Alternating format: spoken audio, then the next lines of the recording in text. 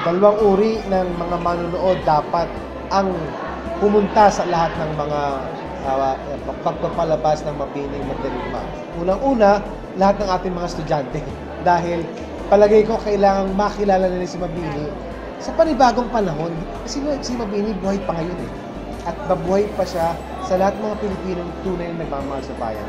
Pangalawa, sana'y panoorin ito ng lahat ng mga boboto dahil maganda ang kwento ni Mabini, pero mas maganda ang kanyang hamon para sa ating Pilipino ngayon. Na sana yung boto na ating gagawin sa susunod na ilang buwan ay boto para sa bayan at hindi para sa sarili, para sa Pilipinas at hindi para sa bulsa. Pinag-iisipan ko rin kung ano ba yung pakikilahok sa gobyerno, ito ba yung nakakatulong sa bayan? Sa katapusan, siguro yung natatanging tanong ni Mabini na binibigay sa atin ay yung tanong na sa katapusan ba ng buhay, handa pa rin ba tayong ibigay yung ating sarili para sa bayan?